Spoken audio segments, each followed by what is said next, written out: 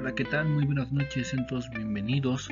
El día de hoy vamos a estar tratando un tema en cuestión del desarrollo socioemocional y el aprendizaje. Mi nombre es Kevin Yael, de la licenciatura en Formación Cívica, Ética y Ciudadana en secundaria. Bien, vamos a comenzar en cuestión de la neurobiología y las emociones, cómo es que estas situaciones van relacionadas e inclusive algunos de los modelos que varios nos han presentado hasta el día de hoy. Bien, para esto vamos a ver los antecedentes científicos y pedagógicos de la educación socioemocional. Como todos sabemos, nuestro cerebro se divide en dos hemisferios, derecho y izquierdo. El hemisferio izquierdo es más en cuestiones lógicas y el hemisferio derecho es en cuestiones más creativas. Por ejemplo, nuestro hemisferio izquierdo va en cuestión a lo verbal, a las pláticas, a cuestiones de estar escuchando, de estar platicando, de poder emitir esas emociones que siente. Y el hemisferio derecho es todo lo contrario, es no verbal. Así igualmente nuestro hemisferio izquierdo es abstracto, todo tiene un sentido más allá, y nuestro hemisferio derecho es analítico, solamente se contempla en estar pensando las cosas, estar analizando cada situación de la que pasa y el por qué. Asimismo, nuestro hemisferio izquierdo es más secuencial, va hacia lo que está pasando en el momento, lo vive y después de eso pues ya terminó ahí.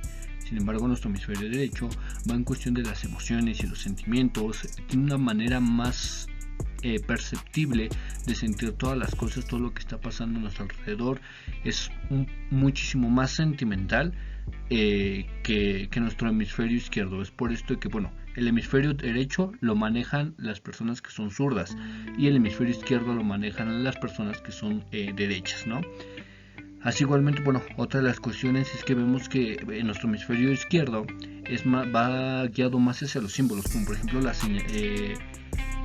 los señalamientos y demás se enfocan en hacia dónde va la flecha, pero nuestro hemisferio derecho va en cuestiones a lo visual, al color. Si es amarillo sabemos que hay que tener cuidado, si es rojo hay que estar alertas, si es verde vamos un poco más tranquilos. A eso es a lo que van relacionados el hemisferio derecho y el hemisferio izquierdo.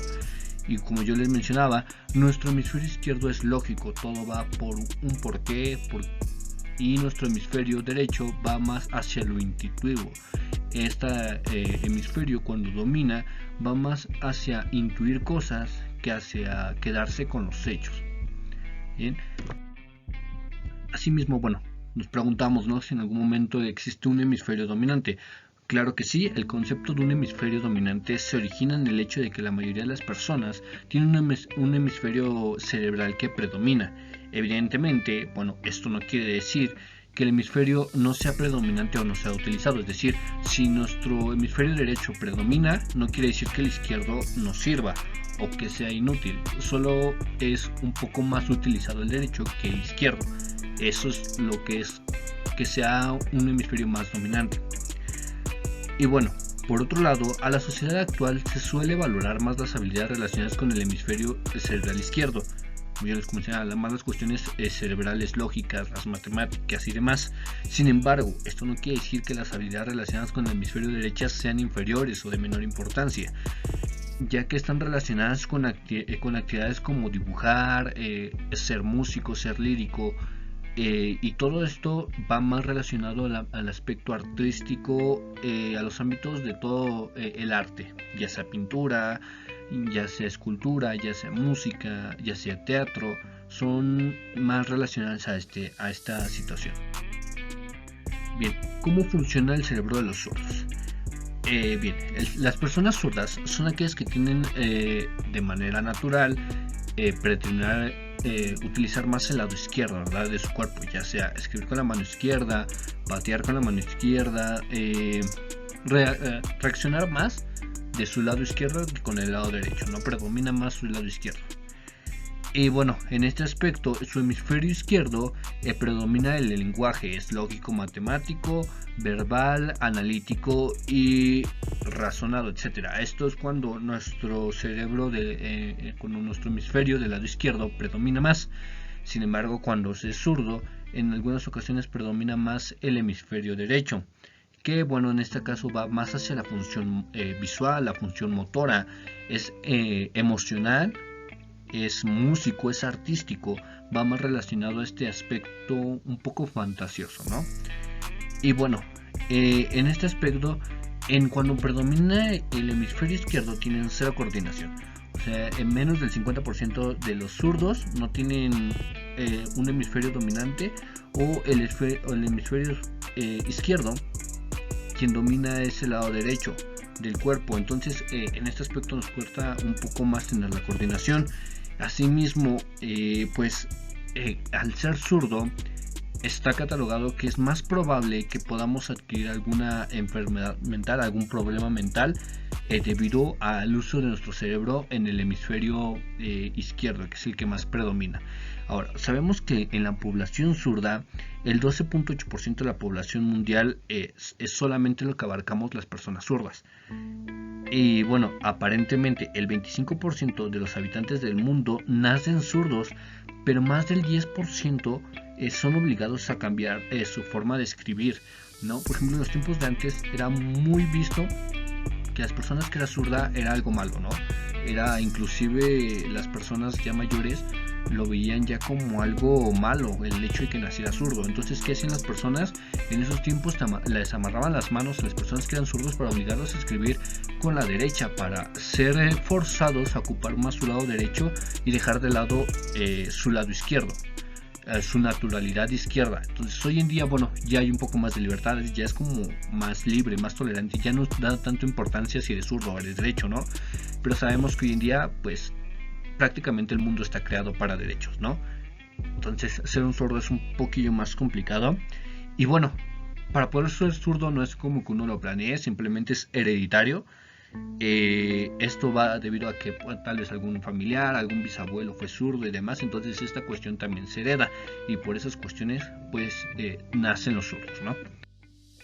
Bueno, hay 6 funciones ejecutivas dentro de nuestro cerebro, de nuestros hemisferios. Son procesos cognitivos de alto nivel que nos permiten asociar ideas, movimientos y acciones simples para poder llevar a cabo tareas más complejas.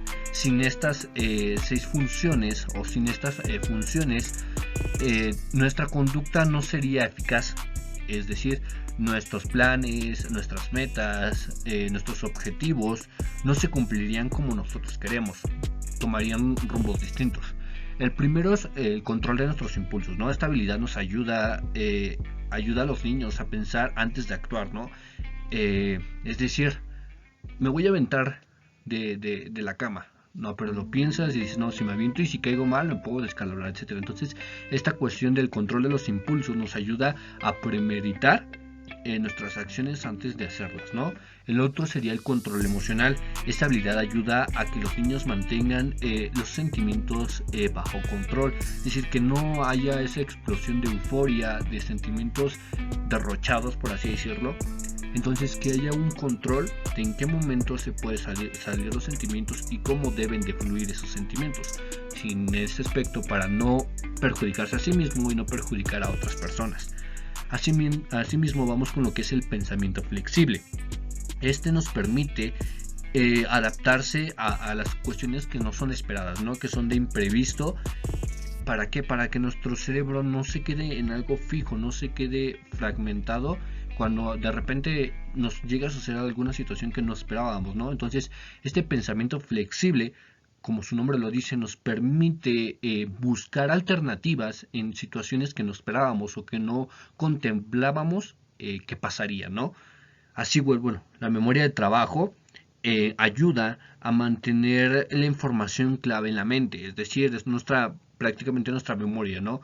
Toda la información importante, esta habilidad nos ayuda a que nuestro cerebro la vaya almacenando para en el momento en el que lo debamos de utilizar, como en un examen, ¿no? Toda nuestra información, cuando estudiamos, esta habilidad nos ayuda a que toda esa información que estudiamos se nos quede grabada para el momento del examen poder ocuparla. Asimismo, bueno, vamos con la quinta habilidad, que es el autocontrol. Esta es una herramienta muy esencial, ya que nos permite evaluar los impulsos y nuestras acciones en el momento.